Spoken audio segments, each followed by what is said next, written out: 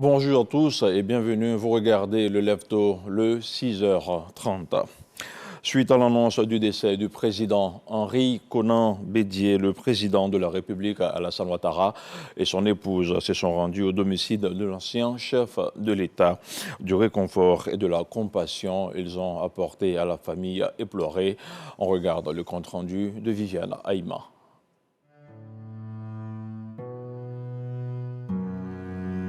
C'est dans la soirée du mardi 1er août que la triste nouvelle du décès du président Henri Konan Bédié, ancien président de la République et président du PDCI, s'est répandue dans tout le pays. Selon les récits des événements, le président Henri Konan Bédié a été pris d'un malaise ce mardi 1er août en fin d'après-midi à Daoukro, son village natal où il résidait. Évacué d'urgence par hélicoptère à la Pizam à Abidjan, où il a été admis en réanimation, il est décédé en début de soirée malgré tous les soins qui lui ont été prodigués. Il était âgé de 89 ans. La nouvelle de sa mort subite a provoqué une onde de choc. Visiblement éprouvé par cette mort subite de celui qu'il considérait par-dessus tout comme son frère et qu'il appelait affectueusement « cher aîné », le président de la République s'est rendu ce mardi après-midi accompagné de son épouse, la première dame Dominique Ouattara, au domicile de l'ancien chef de l'État, à Cocody, pour témoigner sa compassion et sa solidarité à son épouse Henriette Bomo Bédié, à ses enfants et ses proches. Le président de la République et son épouse se sont recueillis pendant plus d'une trentaine de minutes au domicile de l'illustre disparu. L'annonce officielle de la disparition de l'ex-chef d'État a été faite dans la matinée de ce mercredi 2 août par le président de la République, suivie de l'instauration d'un deuil national à compter de ce mercredi 2 août jusqu'au 11 août. La présentation officielle des condoléances à la famille de l'ex-chef de l'État ont démarré par cette visite de compassion du président de la République au domicile de l'illustre défunt.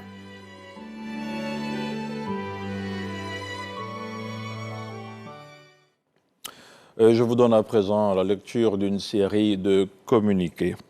Le communiqué de la présidence de la République suite au décès survenu le mardi 1er août 2023 du président Henri Konan Bédié, ancien président de la République.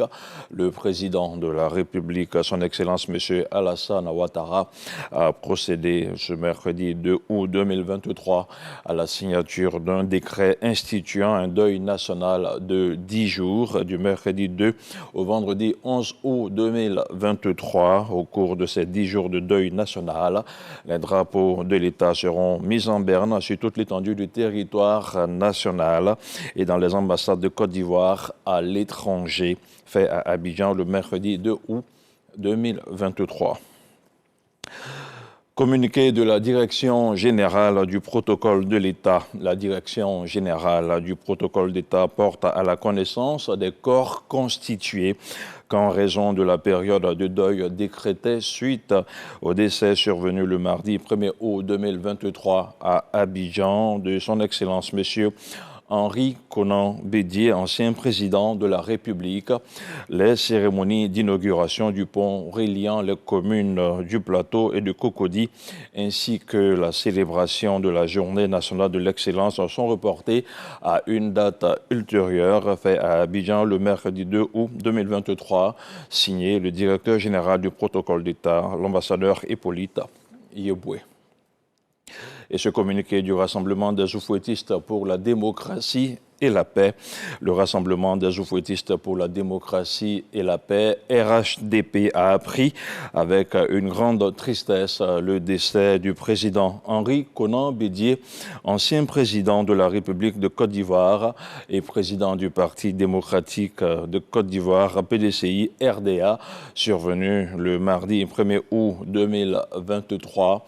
En cette douloureuse circonstance, le président du RHDP, son Excellence M. Alassane Ouattara, tient à exprimer en son nom et au nom des militantes et militants du RHDP ses condoléances les plus émues à son épouse, à ses enfants, à la grande famille Bédié ainsi qu'à sa famille politique, le PDCI RDA. Avec cette disparition, la Côte d'Ivoire perd un grand homme d'État qui a servi la nation avec dévouement et contribué au développement socio-économique de notre pays.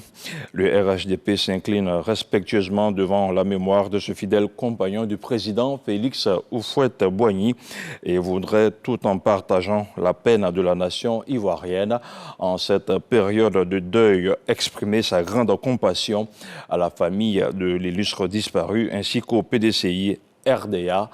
Que son âme repose en paix, fait à Abidjan le mercredi 2 août 2023, signé Alassane Ouattara, président du Rassemblement des Oufouettistes pour la démocratie et la paix, RHDP.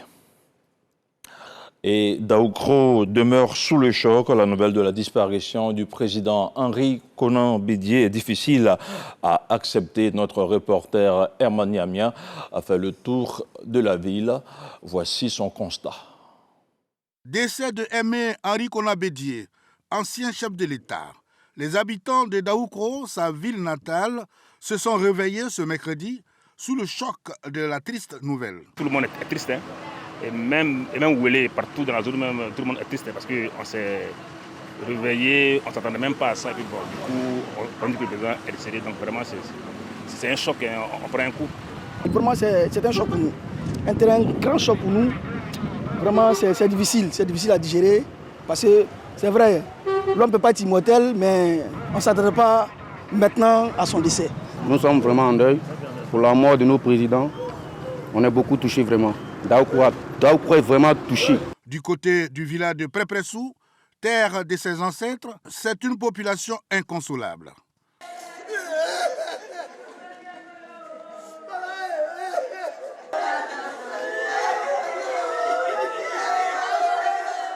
Nous venons d'apprendre l'information. Comme disait le président lui-même, les grandes douleurs sont muettes. Nous n'avons rien à dire.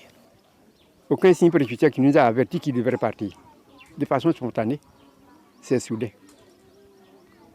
Non, l'émotion est grande. On est dépassé. On ne sait pas à quel sens c'est voué présentement. Pour l'heure, un calme plat règne sur la ville. Les activités de commerce et les services administratifs fonctionnent au ralenti, impactés par la triste nouvelle. C'était plutôt un reportage de Charles Tatou. Et puis une réunion du Conseil national de sécurité s'est tenue mercredi au Palais de la Présidence de la République. Une réunion sous la présidence du chef de l'État, Alassane Ouattara. Après la minute de silence observée, le président de la République a par la suite rendu un vibrant hommage à l'ancien président de la République, Henri Konan Bédié, décédé le mardi 1er août dernier. Une rencontre au cours de laquelle plusieurs décisions ont été prises. Je vous propose de découvrir la quintessence du communiqué lu par le ministre directeur de cabinet du président de la République, le secrétaire exécutif du CNS, Fidèle Sarasoro. Communiqué du Conseil national de sécurité. Une réunion du Conseil national de sécurité s'est tenue ce mercredi 2 août 2023 au Palais de la Présidence de la République, sous la présidence de son Excellence, M. Alassane Ouattara, président de la République.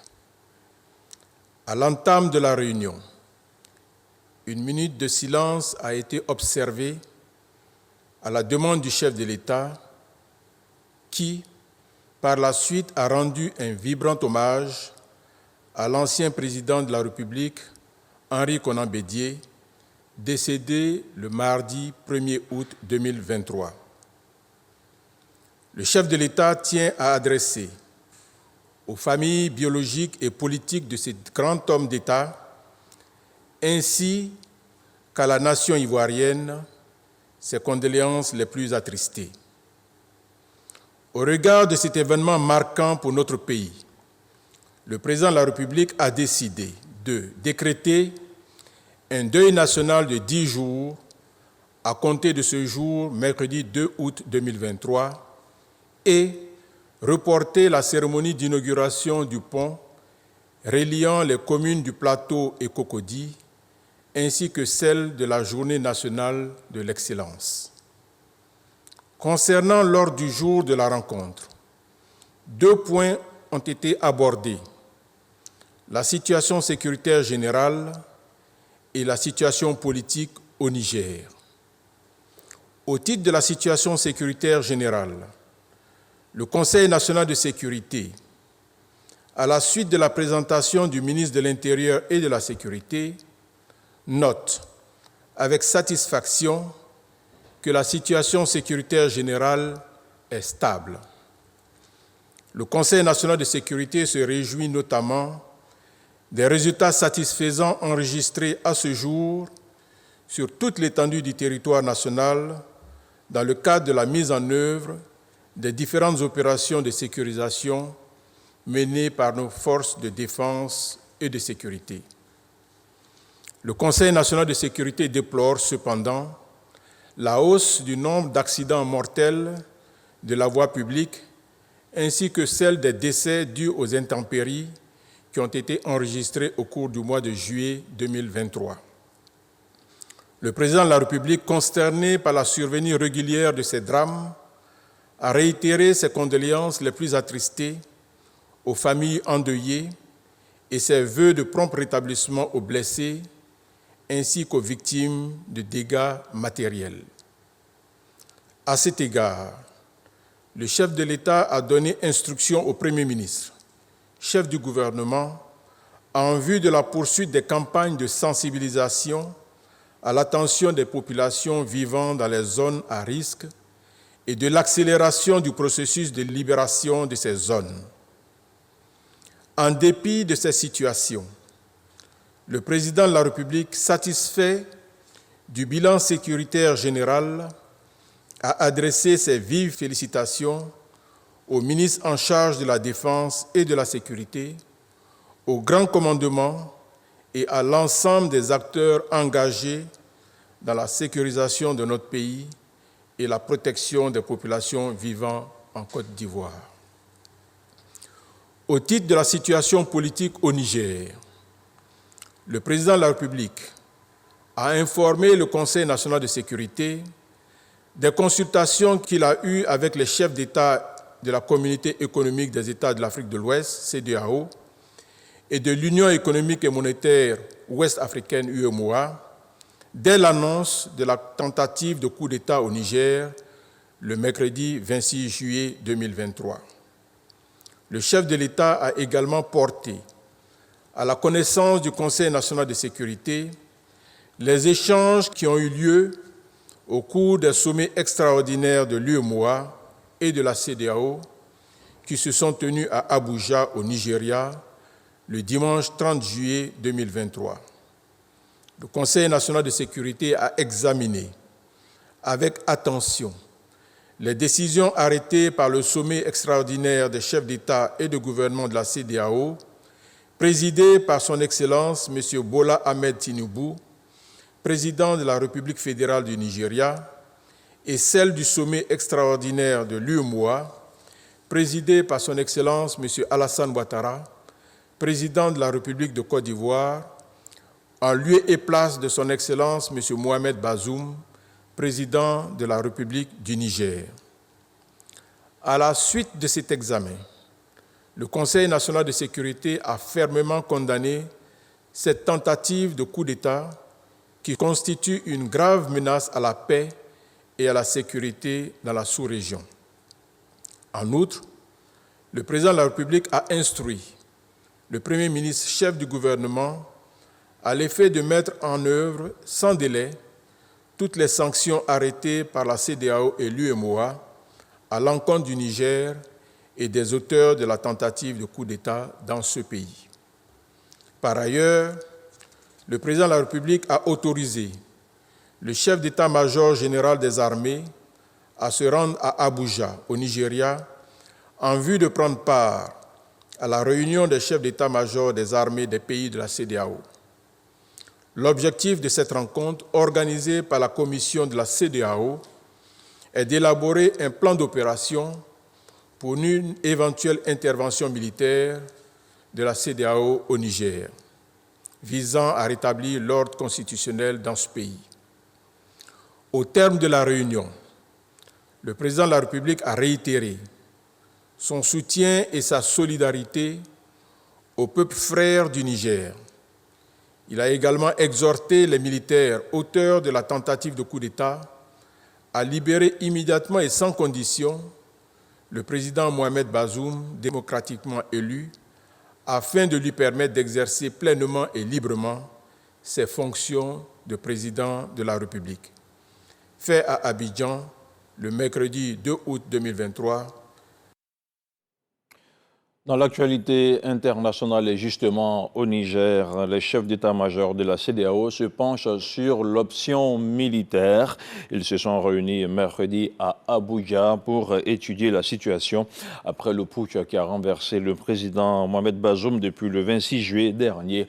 À Niamey, le chef de la junte refuse de céder à toute menace. Paris et Rome ont continué d'évacuer une partie de leurs ressortissants. Et de son côté, la Banque mondiale a fermé les vannes des déboursements vers Niamey. Et puis hors du continent africain, aux États-Unis, l'ancien président Donald Trump a été inculpé mardi 1er août pour une troisième fois. Il est accusé d'avoir tenté d'inverser les résultats de l'élection présidentielle de 2020, alors que le milliardaire est en tête des sondages pour l'investiture républicaine de la présidentielle de 2024. Donald Trump pourrait continuer sa campagne, voire être élu même en cas de condamnation pour conspiration pour fraude au gouvernement des États-Unis. Voilà qui referme ce 6h30. Merci de votre aimable attention. On se retrouve demain, même heure, même chaîne.